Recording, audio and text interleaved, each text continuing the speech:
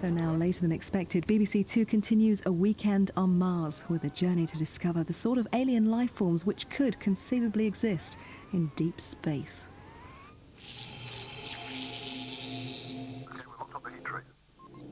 Standard to try something out now. I've never had a reading like that.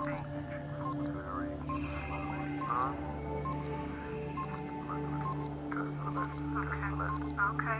Is that it? Try it. Really, it's right. It's right. 3 degrees, right. There is something there.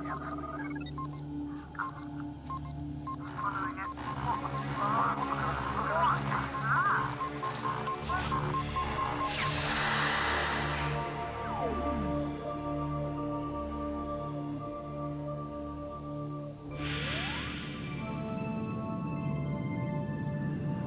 Welcome aboard our galactic safari in search of extraterrestrial life. This is a mission into deep space. The creatures we will encounter are based on the scientific understanding of the nature of evolution. Stand by for video briefing. Never before has the screen reached such heights of excitement, breathtaking spectacle, hair-raising terror. Love-hungry spacemen come to seize our women that their dying race may live. The trouble is that when people invent aliens, they tend to give them a nose, a mouth, a face like ours, because otherwise people don't recognize them. They can't see the creature if they don't see a face. Explode the bomb. The human form is a shape that has evolved for us. It's unlikely to have evolved anywhere else in the universe, on any sort of planet, even a totally Earth-type planet. Surely now you will declare war upon the Earthmen. Aliens have always had a very bad press in science fiction because they've always been used as figures of menace. There is a sense in which aliens are a reflection of our own anxieties about ourselves. If you want a plausible alien, you have to think of an alien's environment, and you have to think of where it evolved, and you have to think of all the other creatures around it that evolved with it as well.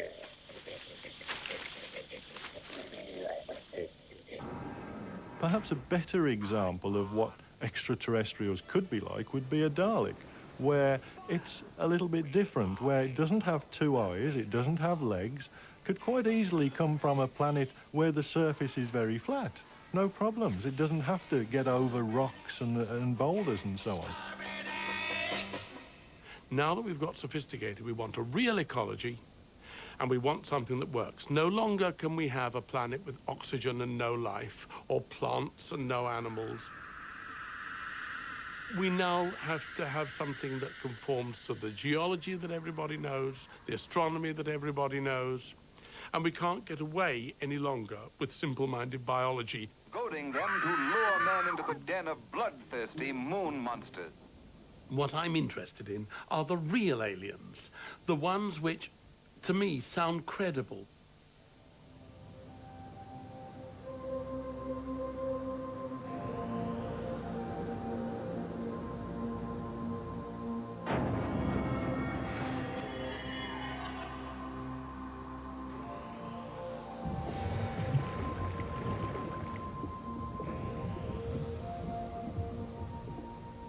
Many people think that because we have only one example of evolution, the evolution on Earth, that we can't argue from it what kinds of things we're going to find on other planets. But actually that's not true, because on Earth, during the history of life on Earth, some things have happened very many times. There are very many creatures that have invented flight. The insects, the birds, the bats, all fly.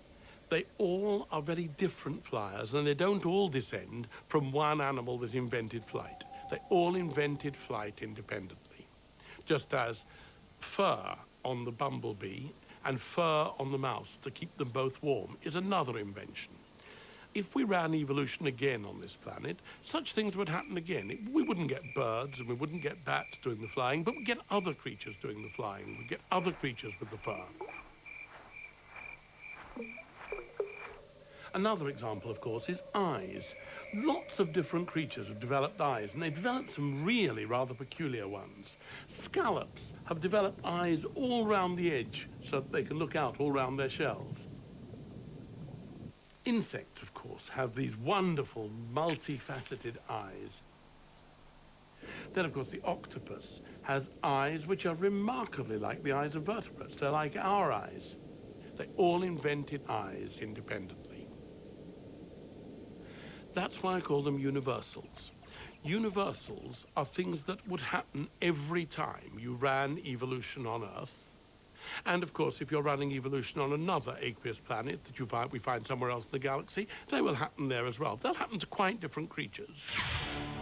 To see an amazing variety of possible life forms, we can travel back in time.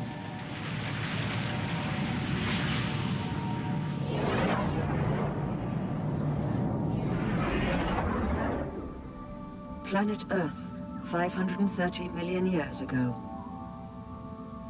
One of the obvious places to look for aliens on Earth would clearly be to go back in time through the fossil record to some of the earliest animals in the sea.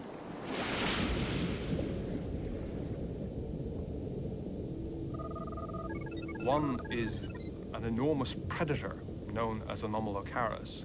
The front of this animal was equipped with a couple of large jointed appendages with an array of spines down the side, which it was able to use to capture its prey. And it pulled this prey up into a mouth which looked rather like the diaphragm on a camera, which was armed with rather fearsome looking teeth. The body itself was clearly elongate and tapered, and it swam with not just one pair of fins or even two, but with a whole series of fins that ran down each side toward the tail.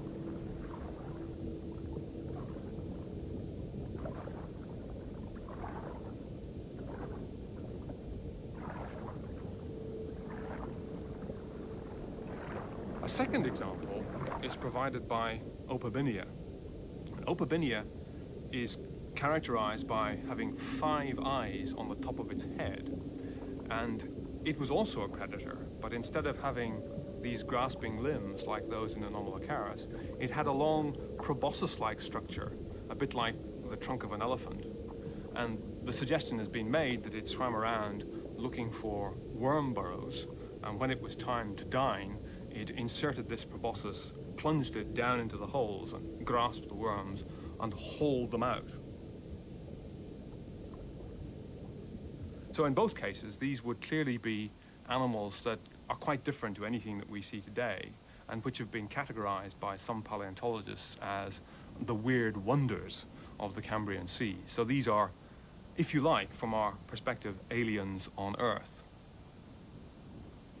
There was a great variety of creatures in that Cambrian Sea, and nearly all of them died out. They have no representatives today. Of course, we're the representative of one of those creatures, a little thing called Pikaia. But what would have happened if Pikaia had not left any descendants, if it had died out, and one of these other things, perhaps Opabinia, had been the ancestor of all the land creatures? Well, we'd be quite different. We'd have a damn great thing coming out the front, and we'd be talking to each other in a quite different way. We'd be aliens. Return to the present day complete. We are now approaching Mars. Preparing to fly by the Martian surface, scanning for life signs. Mars is a fascinating target because it has evidence that there was liquid water on its surface at one time. And liquid water is the most important missing ingredient. And here on Mars is the only other place that we have direct evidence that there was liquid water outside the Earth. It's not there now, but we know that it was there at one time, and that's what causes many of us to focus on Mars, early Mars, as the site for searching for evidence of past life. We're talking about a planet here that at one time we think was as complex as the Earth.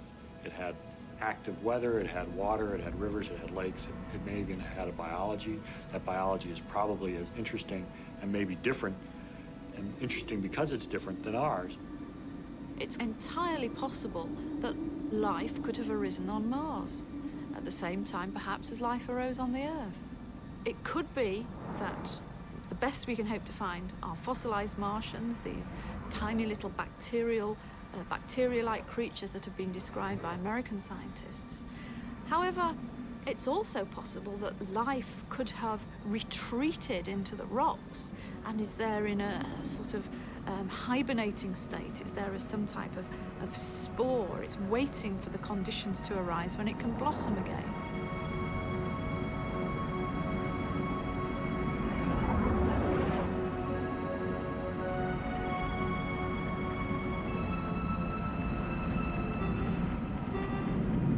Meteorite warning. Altering course to avoid impact. The zone between Mars and Jupiter is strewn with debris. Leftovers from the formation of the solar system. We know that one way that life can get from A to B is for a meteorite to crash into a planetary body and send lumps of rock out faster than the escape velocity for the gravity of that planet.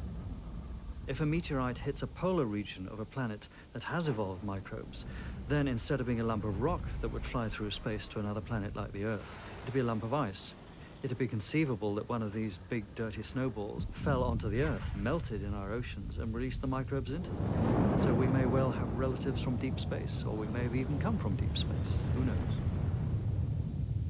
When we look at the history of life on Earth, we find evidence for life at 3.9 billion years ago.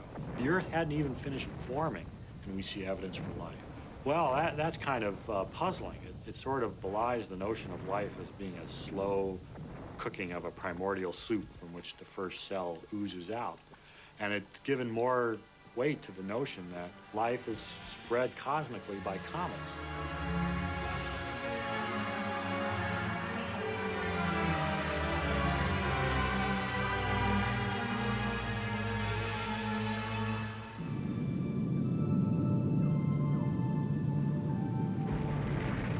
We are now entering the gravitational pull of the largest planet in the solar system. Jupiter is very nearly a star, and it's not really the same sort of planet as the Earth and Mars. It's not what we call a terrestrial type planet with a rock core and mountains and a solid surface. If you try and send a probe down there, it's going to gradually disappear into an ever increasingly thick atmosphere, into possibly a soup or eventually into a liquid. People have talked about life in clouds on Jupiter. Somehow life requires something more stable than a cloud. And I think the evidence of clouds on Earth are telling us that. So for that reason, I wouldn't really suppose that there was life in the clouds on Jupiter. Approaching one of Jupiter's largest moons, Europa.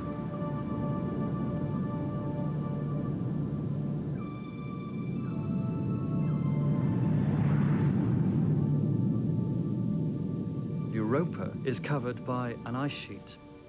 This ice sheet is broken up just like the polar ice sheets, like the pack ice in Antarctica. And it's now thought that there is liquid water underneath. And that is what is exciting for a biologist to speculate if there's liquid water, could there be some sort of system evolving under there, which we could interpret in terms of life as we know it? To me, the most likely place to find life today, alive now, is on Europa. If, as we get to Europa, we find that indeed it has an ocean, and the tantalizing new images from Galileo suggest that it does. If we take that as given, then there's an ocean on Europa. Can life originate in an ocean? Well, in fact, our current theories for the origin of life suggest that life originated at deep sea vents. So that would be very consistent with life originating at the bottom of an ocean on Europa as well.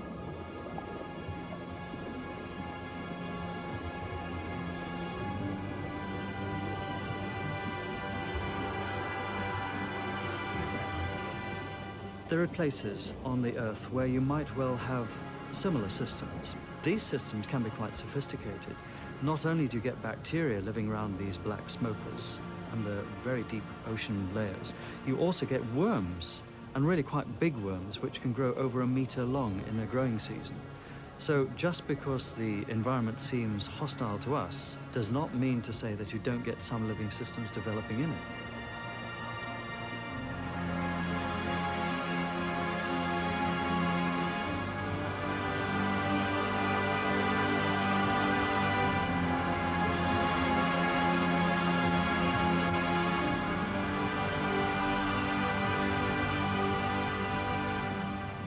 Life around Earth's deep-sea vents can give us valuable clues to the possible evolution of life in the seas of Europa.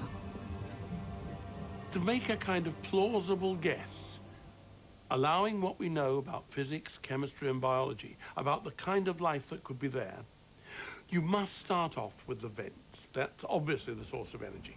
And I can imagine bacteria building a little wall, just like a little wall of bricks, and getting higher and higher. And then I think, might plausibly imagine, that it would build up a tube around the vent. Now, other creatures evolving from those bacteria, or some bacteria who are using another way of life, are going to browse on those. And you're going to get a whole ecology based on these vents and the creatures that live around them. Commencing descent into the seas of Europa.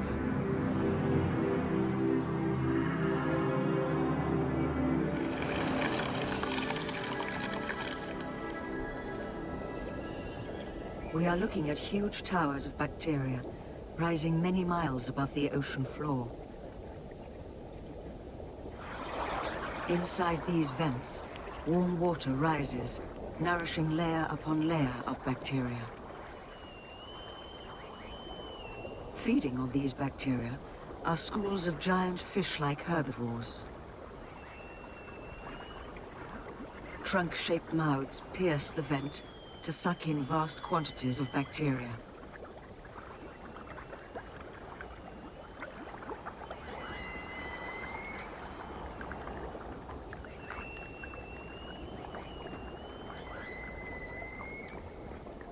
These grazers are territorial, and like squid on Earth, flash warning glows to drive away rivals. Predators, streamlined for speed, prey upon the grazers.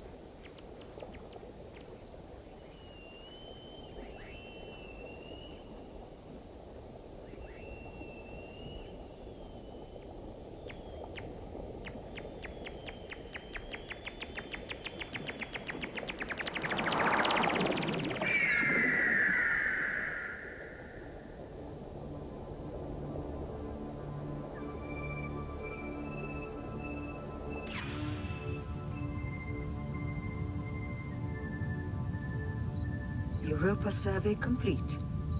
Retrieving data for journey into deep space. NASA's Hubble Space Telescope is searching our galaxy for new planets. Some astronomers speculate that there could be thousands of planets with the right conditions for life. Initiating warp drive and a journey to the outer limits of the imagination.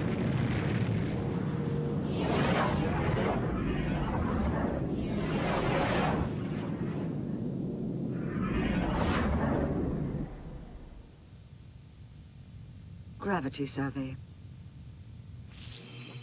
Throughout the galaxy, there are worlds of different sizes and varying gravities. The larger the planet, the higher the gravity. It's the key force in the universe. It's why planets are round. It even affects the evolution of life itself. I can imagine a world of lower gravity where things would probably be quite different. Insects, for example, that have wing muscles so they can fly and against gravity and maintain a position in space, would probably learn to soar, because with lower gravity they wouldn't be pulled back to Earth quite so fast. Animals that are used to running fast would probably learn to jump more and perhaps glide to where they were going, because with less gravity it's also probably a little more difficult to stop quite so fast, because gravity helps you stop. You'd probably see differences even in animals in the sea who now have to maintain a neutral buoyancy, which is effective gravity also. And so it would be easier for them to swim to different levels than it is currently. So you might see changes in swim bladders or other organs associated with gravity effects. So I think that a planet with lower gravity would probably produce creatures quite different from what we're used to seeing on Earth.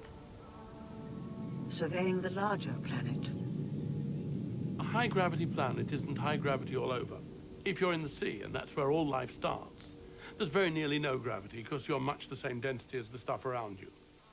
It's when the animals come out on land that they feel the gravity. Even on Earth, crabs have had to really compact themselves, and their limbs are much shorter and sturdier, because if they're going to lift that weight against gravity, they have a real problem.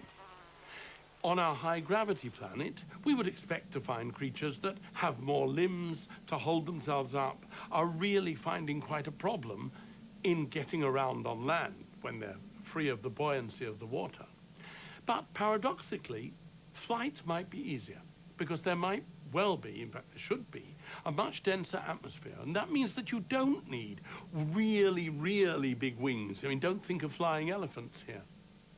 This is the reason, of course, why insects on Earth never got bigger than about this. When they came out on land, their ancestors have been in the sea and were buoyed up. When they came out on land, they couldn't shed their skins without collapsing. So you only get little insects on Earth, not the big ones that some science fiction films have portrayed. But on our fictitious heavy gravity planet, what we've decided is that there's a new way of dealing with this.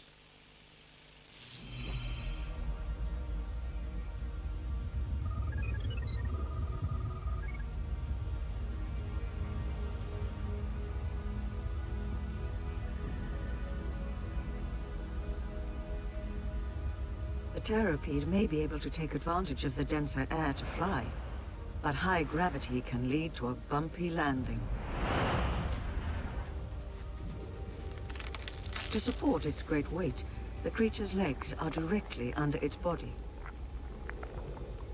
It breathes through lungs in the tip of its tail, which is more efficient than the way insects take in air. So the pteropede is able to pump oxygen through its large, heavy body.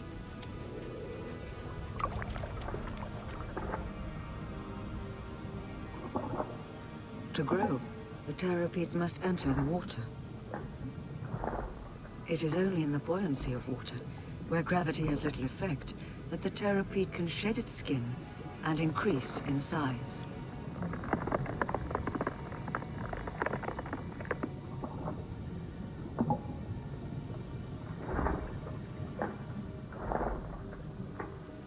Once the new skin has hardened, the pteropede can return to the demanding heavy gravity environment on land.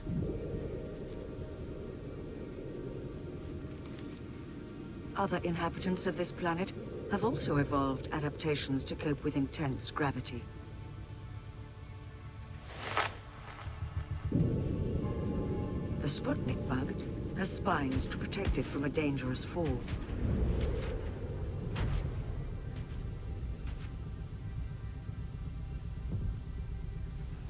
Sadly, the splatterbug has nothing to protect its soft body. It's an evolutionary dead end.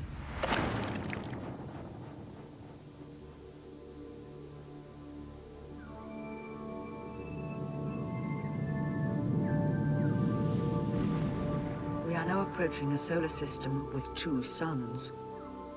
We can expect to find extraordinary seasons on the worlds which orbit around them. The majority of stars in our galaxy, and indeed the universe at large, as we understand it, are actually binary stars, not single solo stars like the Sun. They're systems of 2 stars rotating about a common centre of gravity. Now, of course, seasons develop simply because the orbits of planets around stars usually are not circular. So at certain times, the planet is further from its star and its source of heat than at others. Therefore, we have winter and summer for that reason.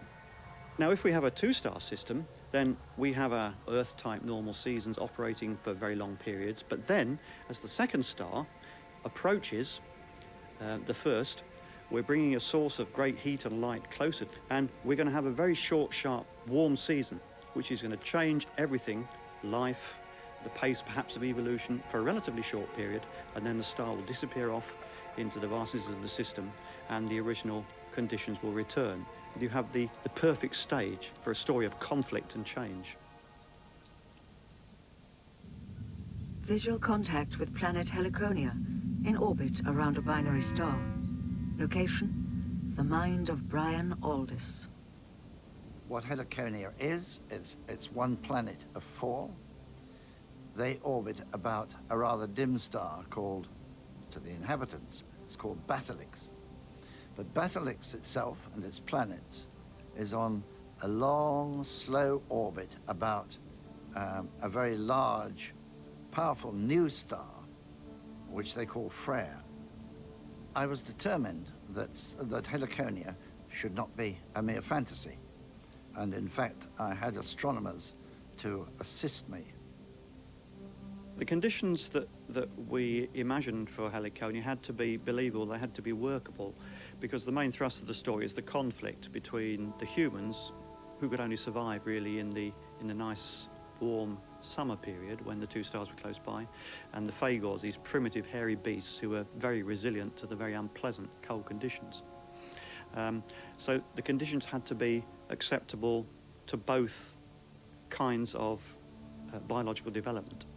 And that's true also, of course, of the trees that he dreamt up. They had to be able to survive these incredibly long winters, sort of hibernating, and then have the capacity, the biological capacity to blossom out and gain their sort of life substance from the very short summers.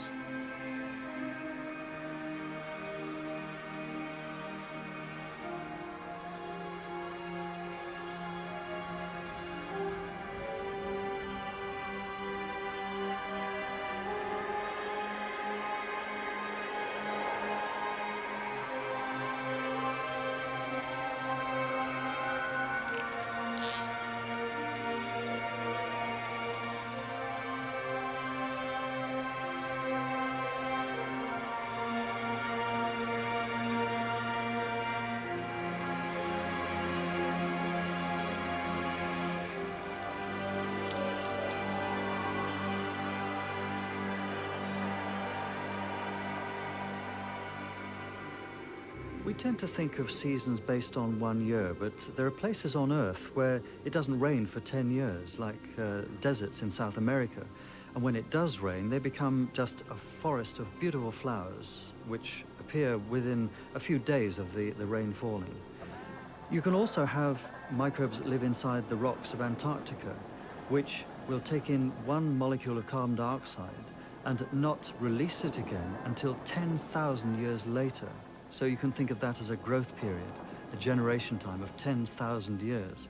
So we do know about these things on Earth. So you have to be broad-minded about a concept of a season on a planet in another part of the solar system or elsewhere in space.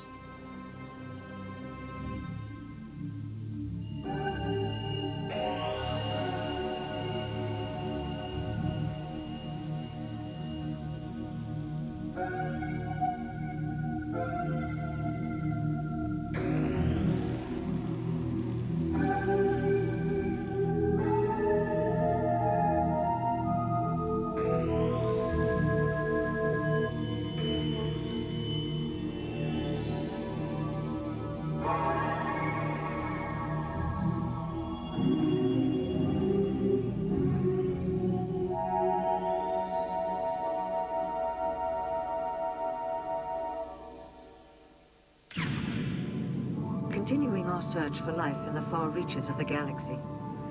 Life signs detected in the dense atmosphere of the imaginary world, Sulfuria. Life could possibly also exist on planets that are totally unlike the Earth. For example, this one that I call Sulfuria is a planet that geologically is very much like the Jupiter's moon Io. There are a great deal of sulfur in its makeup.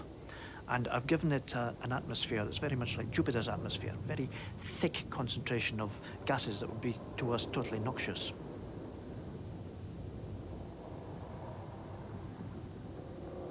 There would probably be living things that would be actually anchored on the solid surface of the planet, but would gain their energy from the sunlight coming in at the tops of the clouds. And these creatures, I don't call them plants, I don't call them animals, but their structure would be very much like barrage balloons. Supported by gas which they have generated themselves, but still tethered to the ground by a massive great stalk, maybe thousands of kilometers long. In structure, these would be very much like the great kelp seaweed of the Pacific Ocean, where you've got the photosynthetic leaf up near the bright levels of the ocean, but it's still anchored to the darkness at the bottom of the sea. All living things, even these strange ones on this planet of Sulfuria, still need to reproduce and grow. And in the case of these gas bag creatures, they reproduce by the individuals rubbing against one another, exchanging genetic material. The youngsters bud off from the parents, and they grow a long stalk down beneath the gas bag. And when that's long enough to touch the surface of the planet, then the youngster breaks off and becomes a totally independent individual.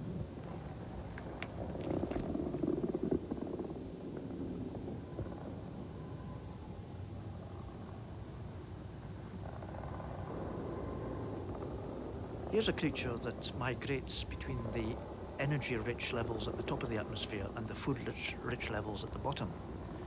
As a youngster, it attaches itself to the gas bag of the balloon creatures and extracts oxygen from the gas inside the envelope.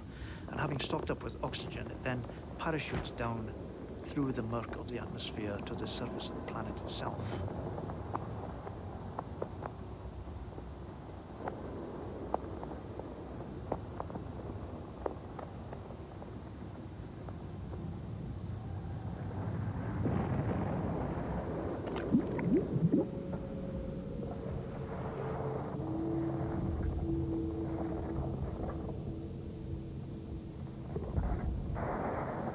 Shedding their parachutes, the young worms feast on the nutritious roots of the balloon plants.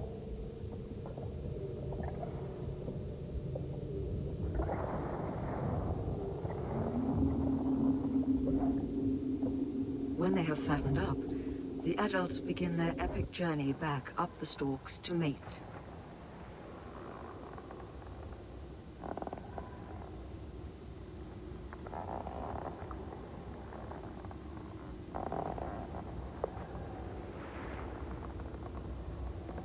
The parachute worm is a perpetual migrant. Its life cycle, a response to this extreme environment.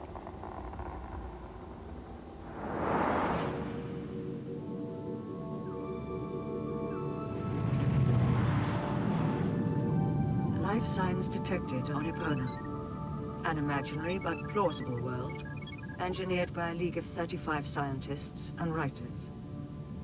Called the Epona Project, their ecosystem is the most elaborate yet conceived. Life on Epona began in the sea. One of the ancestors of life on land had originally 5 forelimbs and 5 rear limbs.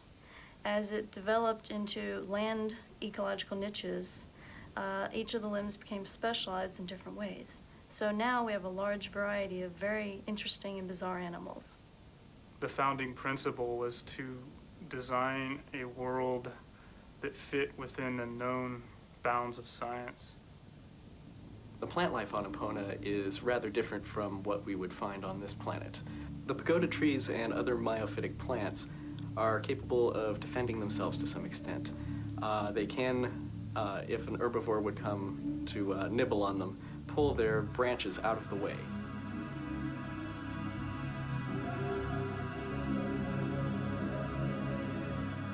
The reason for the circular leaf patterns on the pagoda trees is because they needed to maximize the surface area on the leaves to get as much carbon dioxide as possible.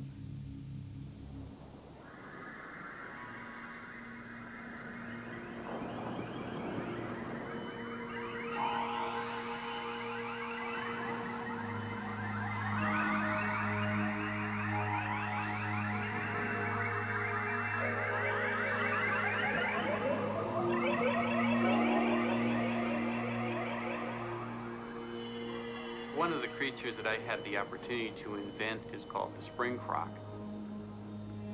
It is the major predator on Epona. It lays in wait for its prey, usually partially submerged. It's extremely vicious. It doesn't, it's actually a lot like the earth shark. All it really cares about is eating. It doesn't have to be intelligent. It just has to be quiet. Uthers developed from a flying fish. They started off in their avian lifestyle hunting the salacopods, and then kind of graduated upwards to carcasses that they would find, and then started herding themselves because, you know, why wait for something to die when you can end up killing it yourself and you get dinner that much faster. Another thing I should mention is boost, which is a combination of hydrogen peroxide and ethanol, which hyperoxygenates their blood, and it allows them incredible stamina.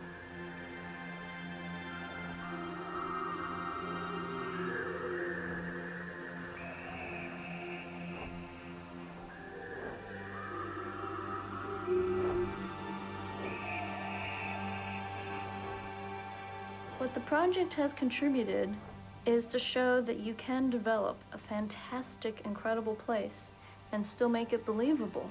These are still based on the same laws of physics that we know, the same laws of chemistry that we know. We're not asking for someone to throw away Einsteinian theory to be able to believe in this place. So we feel that that is something different from what a lot of people have done. We are now approaching Greenworld. Greenworld is my idea of an Earth-type planet. Any life would be based on the same biochemical principles as the life on Earth. When I developed the animal life of Greenworld, the first thing I had to do was to go back in time and follow the evolutionary stages that will get to the present-day animal life. So if we go back 600 million years to when all animal life in Greenworld lived in the sea, all the animal life consisted of bottom-feeding animals, a bit like starfish. And these would have a radial symmetry. They'd be built a little bit like a wheel, with legs radiating out in a circle. Now, when the animal life evolved into land-living creatures, they developed what we call a bilateral symmetry, where you've got a line down the middle of the body, and everything is arranged either along that line or in pairs at each side.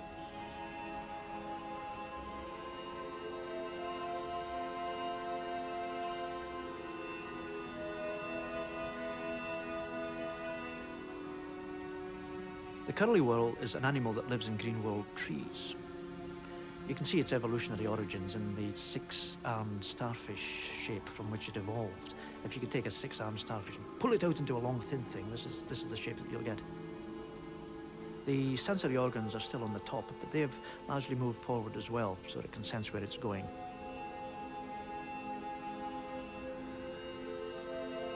Now, the animal that I call the pud is an example of the animal that has developed a bilateral symmetry with two pairs of limbs and one leg at the front and one leg at the back. And it hops about on this massive great hind leg, which has grown very, very large to take the weight of the whole animal. Now, there are thousands and thousands of different species of these. They're very much like Earth's beetles in the range of shape and habitation, but they're all built along the same design. All these animals are very interesting in their own right, but they would actually live as part of an ecology. They would all interrelate with one another in one way or another, just like things do on Earth. Relaying Greenworld images. In the lush tropical forests on Greenworld's equator, a group of puds forage in the undergrowth. They scavenge on fallen fruit.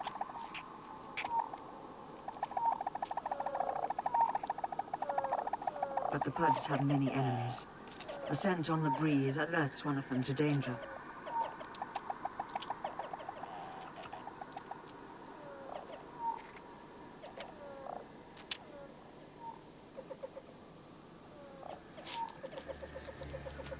The armored quank is the anteater of Greenworld.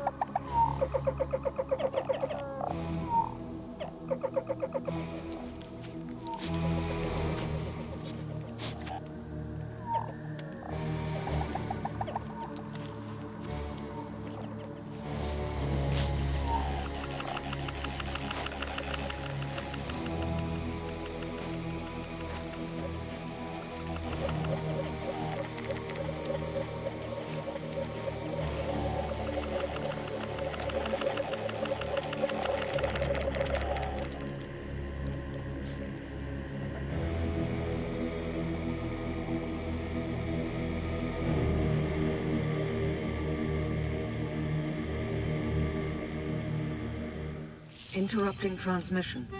Unidentified object approaching.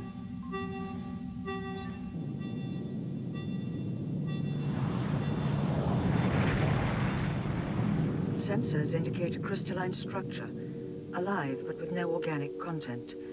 Analysis, intelligent machine alien.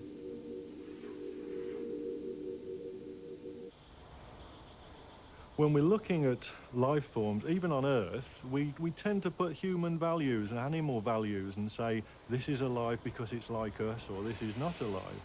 When we go to another planet and look at what's there, what could be alive, we should be much broader in our outlook. It could be quite easily a machine life form. If it can communicate with us, if it can communicate with other machines on the planet, it could be a whole machine-based life form that we're looking at. So I think we've got to be much broader in how we view life.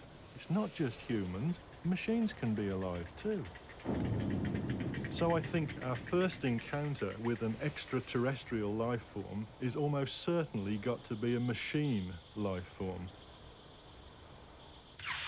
If we look to a probe travelling through many, many galaxies or solar systems, quite easily, once it's out of our solar system, it could just switch off, just switch down, move through space. When it gets into a gravitational pull of wherever, switch on, simple gravitational switch. On it goes again and starts doing things in that new environment.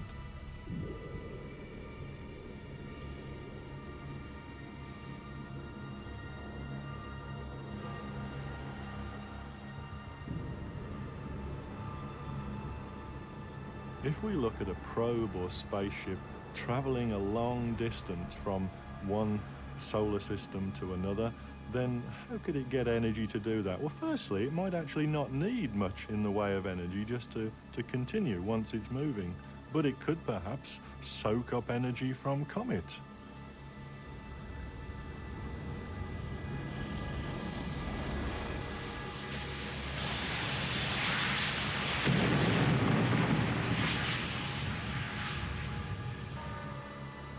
The machine exploits the chemical energy locked away in the rock and ice.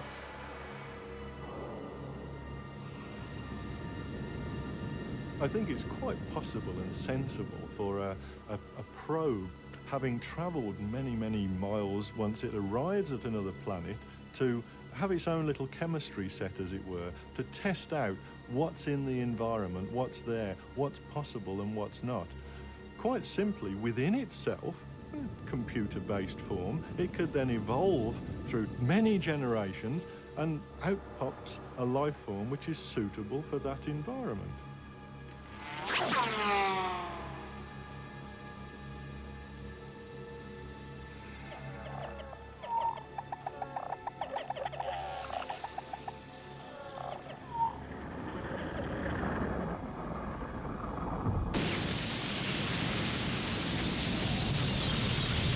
I think machine evolution is perhaps very, very much better or very, very much faster than human or animal evolution. Over 1 second or 1 time frame, so machines can evolve thousands of generations. We can have one machine at one instant in time. In a few seconds later, that machine could have evolved to a completely different shape or form, physically and mentally.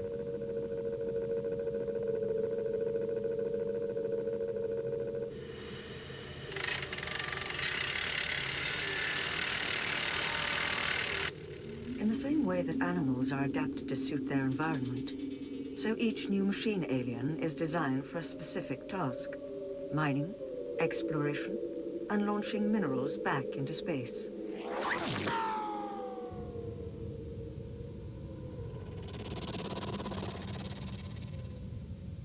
When we come into contact with another life form, key thing is, are they more intelligent than us or are they less intelligent than us? If they're less intelligent than us, that's good news. We can dominate. If they're more intelligent than us, it's pretty bad news. We will probably be dominated.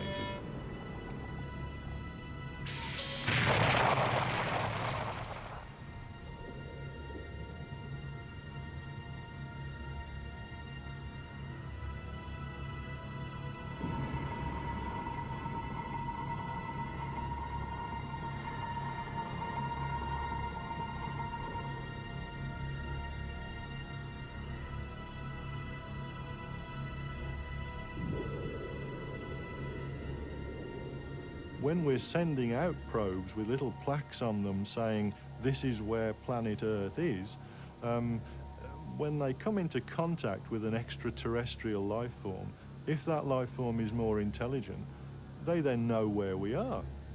Right, off they go. Potentially they can send a ship down and start taking resources from the Earth. We could be seen as a resource from the Earth.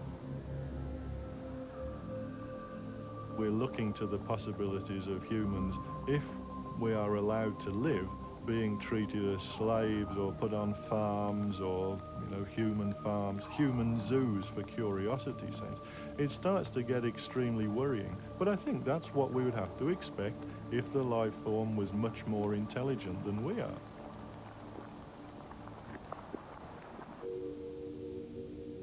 Our mission objectives are now complete. Preparing coordinates for return to Earth. This universe of possibilities expands our horizons so much. It's something that gives us a whole new aspect of biology. People got very excited when we found possible bacteria from Mars. But this is in our own backyard. Out there, around other stars, we're going to find the most fantastic things that we've never thought of. They'll conform to the rules of biology, the rules of chemistry, the rules of physics, but they'll be absolutely magic.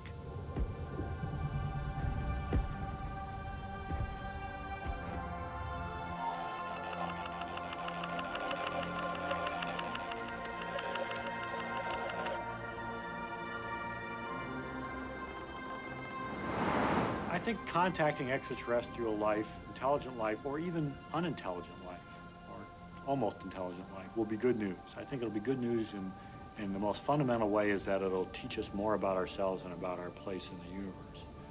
And I think that is just, if it's there, if intelligent life is there, then we're going to have to come to grips with that and learn how to deal with that and communicate that with that.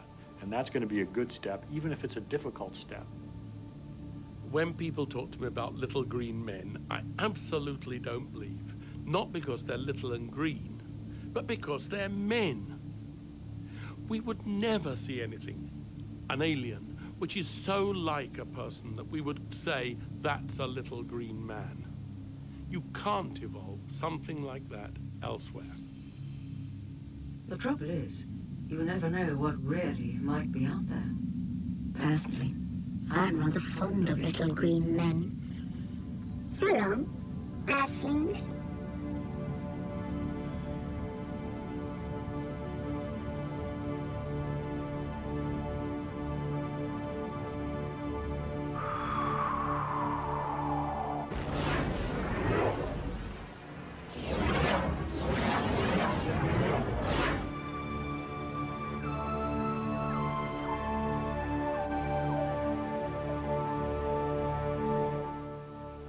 The dream was to be the first man to set foot on Mars. The reality was the most elaborate hoax in the world.